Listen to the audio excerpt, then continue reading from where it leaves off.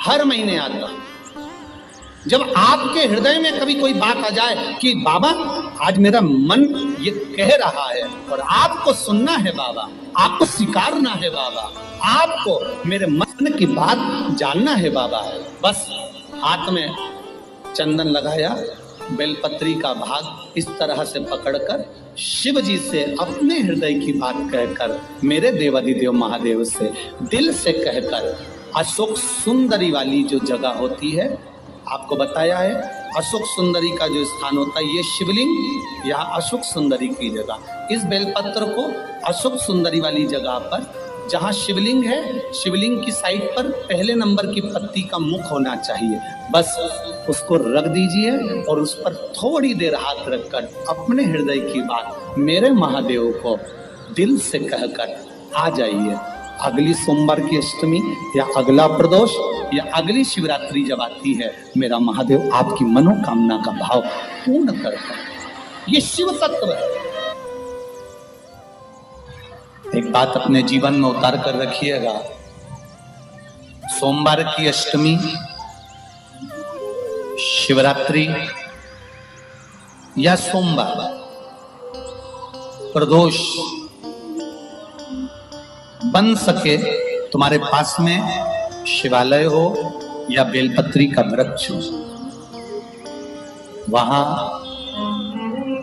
दीप दान अवश्य करना चाहिए। अब एक बात का स्मरण आपको रहे थोड़ा सा, अगर किसी कामना के वश अगर हम दीप लगा रहे हैं या हमारे मन में कोई भाव उत्पन्न है और हम बाबा से कहना चाहते हैं कि बाबा मेरा ये कार्य है आप पूर्ण करिएगा, तो फिर शिव मंदिर में भी लंबी बाती का दीप आप प्रदोष या सोमवार की अष्टमी या सोमवार या आप शिवरात्रि को बाबा से निवेदन कर कर लगा सकते। हाँ, विशेष जब कोई एक बहुत बड़ी बात हो और आपके कार्य में कहीं अटकल हो रही हो, तो एक ही दीप में दो बाती, शिव और शक्ति, लंबी बाती बनाई, शिव और शक्ति के नाम से दो बाती एक साथ एक दीप में भी लगा सकते। पर कब? जब विशेष कोई आपका कार्य हो और वो अटक रहा हो, विशेष कोई कार्य, और आप बाबा से प्रार्थना कर रहे हो, तो दो बाती का भी प्रयोग आप कर सकते हो। ऐसे शिव तत्व। शंकर भगवान को धतूरा कब चढ़ाना चाहिए उसका विशेष ध्यान रखें। जैसे शिवरात्रि है, प्रदोष है, या सोमवार है, या कोई विशेष आपका उत्सव है, तो आप शिव जी को धतूरा चढ़ा सकते। या विशेष कोई बीमारी ऐसी लग गई है या विशेष कोई तकलीफ ऐसी हो गई है जिसका निवारण नहीं हो रहा, तो आप धतूरा चढ़ा सकते।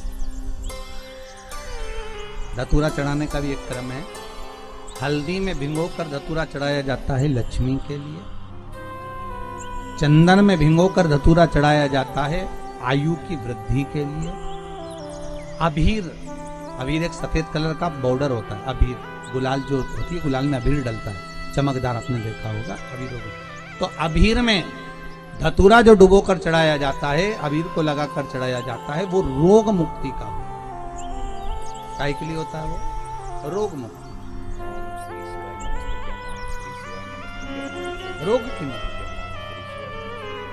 धतूरे का भी एक स्मरण होता है महाराज,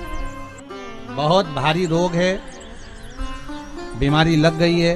डॉक्टर अपना काम कर रहे हैं, घर का व्यक्ति बहुत बीमार हालत में पड़ा हुआ है, तो बेलपत्री के वृक्ष के नीचे भी शिवलिंग का निर्माण कर एक धतूरा समर्पित करा जाता है, जिससे रोग से मुक्ति होती है। उसमें ना तो हल्दी लगाई जाती है, ना चंदन लगाया जाता है, ना अबीर लगाया जाता है, केवल धतूरा चढ़ाया। जिसके जीवन में हमेशा कांटे ही मिले हैं, बेटी बड़ी हुई तो घर में मायके में दुख देखा, और मायके से गई ससुराल में तो ससुराल में दुख देखा, ससुराल में भी दुख देखने के बाद में भी पति को बहुत कुछ काम खुलवाया, बहुत धंधे खुलवाए, नौकरी लगवाई, पर वो पति बार बार छोड़ कर आ गया, बार बार तकलीफ भोग रहा है, बार बार कष्ट भोग रहा है। फिर थोड़े दिन काम करता है, थोड़े दिन छूट जाता है, फिर व्यापार में बढ़ता है, फिर छूट जाता है, फिर कोई दुकान खुल गई, थोड़े दिन अच्छी चली, फिर वापस वहीं घर पर आकर बैठ गया। अर्थात उसके जीवन में वो शूलता चल रही है। तो बाबा देवाधिदेव महादेव कहते हैं ये 3 घड़ी 3 पल 3 नक्षत्र 3 समय 3 दिन में जो शूल मुझे समर्पित करता है उसके जीवन से मैं शूल हटा देता हूं। वो 3 दिन लिखे स्कंद पुराण में।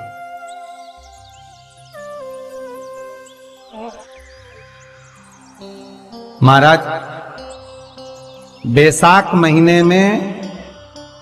जो प्रदोष आती है, बैसाख के महीने में बहुत ध्यान से सुनना भाई, जो अपनी जिंदगी से बहुत तंग आ गए हो, परेशान हो गए हो, कष्टमय जीवन जी रहे हो, बहुत दुखी हो गए हो, उनके लिए ये स्कंद पुराण का चरित्र फिर मिले ना मिले आप प्रेम से सुनिए भाव से। पहला, बैसाख महीने की प्रदोष,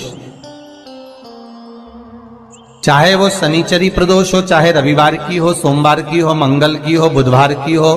गुरुवार की हो, शुक्रवार की हो, शनिवार की हो, कोई भी वार की हो, पर बैसाख महीने की प्रदोष, प्रदोष काल में शाम का समय सूर्य डूब रहा हो, बस डूबा ही हो, और उस समय पर सूर्य के डूबन के तुरंत बाद बाबा को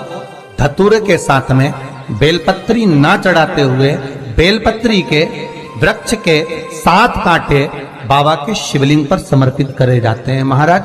अपनी जिंदगी में अड़चनों को हटाने के लिए। फिर आप जिस व्यापार में उतरे, जिस व्यवसाय में उतरे, जिस नौकरी में उतरे, आप दिल से करें, आपको तरक्की मिलेगी। आप हार नहीं सकते, नीचे नहीं आ सकते, उन्नति पर ही चढ़ेंगे। एक वैशाख मास की प्रदोष, दूसरा शिवरात्रि के दिन मध्याह्न का समय। महाराज जो बड़ी शिवरात्रि होती है माघ की, बड़ी शिवरात्रि के अंतर्गत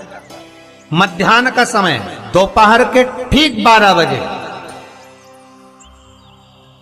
चाहे फिर वो कोई भी दिन हो महाराज, शिवरात्रि जिस दिन पड़ रही हो,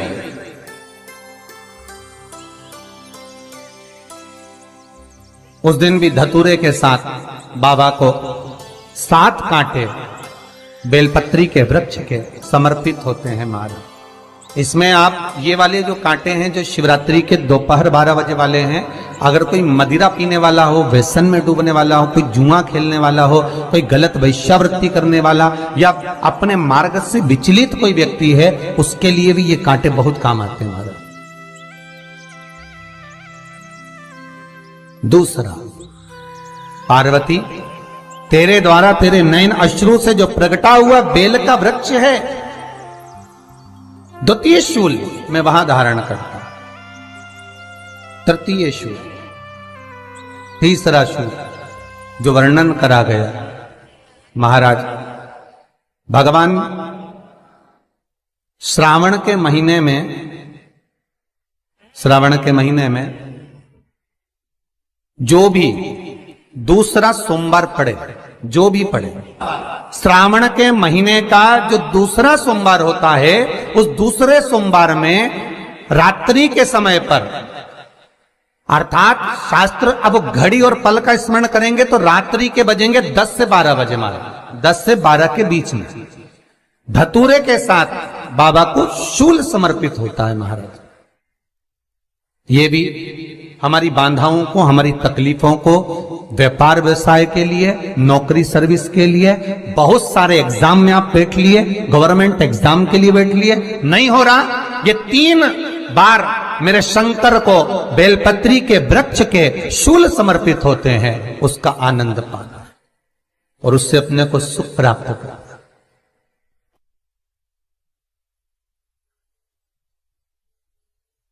कि बाबा भोलेनाथ जी के नयन अश्रु से जो प्रकट हुआ वो रुद्राक्ष का पौधा है, माता पार्वती के नयन अश्रु से जो प्रकट हुआ वो बेलपत्री का पौधा है,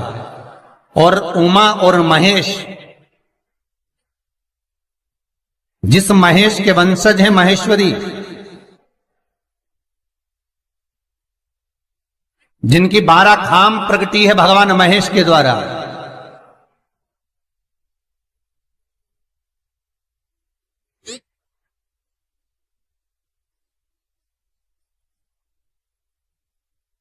वो महेश और उमा, उमा और महेश का जो चरित्र है कि उमा और महेश का जब प्रागट्य हुआ, उमा और महेश जब दोनों आनंद में विभोर होकर जब चलते हैं और दोनों के बैठने से तप मुद्रा से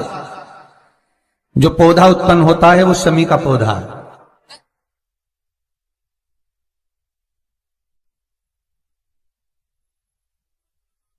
शमी का पौधा। तो एक बात ध्यान रखिए, शिव जी के द्वारा जो निर्मित हुआ उसमें कोई शूल नहीं है, उसमें कोई कांटे नहीं है। पार्वती के द्वारा जो निर्मित हुआ बेलपत्री का पौधा, उसमें कांटे हैं। और पार्वती के मिलन से भी जो उत्पन्न हुआ है शंकर के साथ में, उसमें भी कांटे हैं। शमी के पौधे में भी कांटे हैं, शमी के वृक्ष में भी कांटे हैं।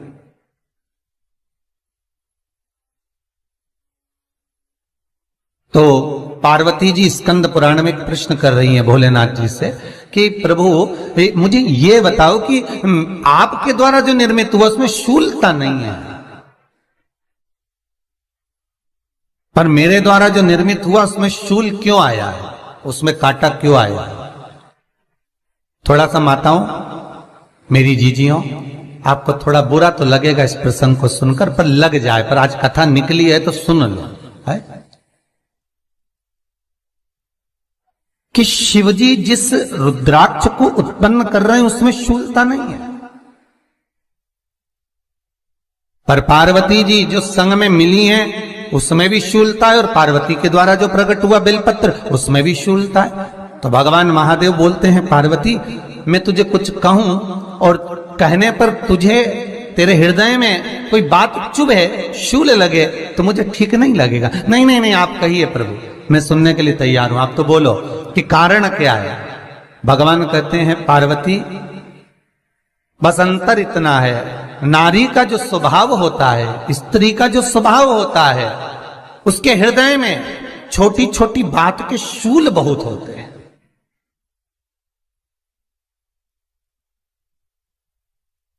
जेठानी ने ये कह दिया, देवरानी ने ये कह दिया, तुम्हारी मम्मी ये बोल दी, तुम्हारे पापा ने ये कह दिया, तुम्हारी बहनों ने ये कह दिया, तुम्हारे भाई ने ये कह दिया, तुम्हारे रिश्तेदार ने ये बोल दिया। ये नारी के भीतर ये शूलता रहती है।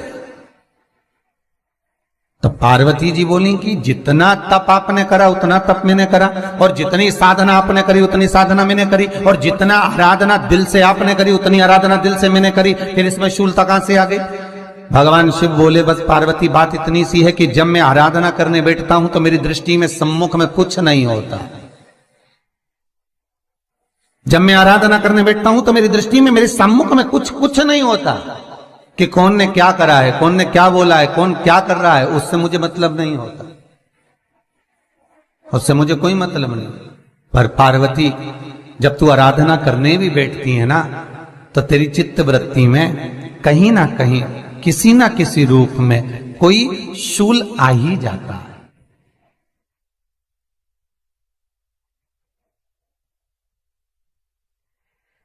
कई माताओं की आदत देखी साहब,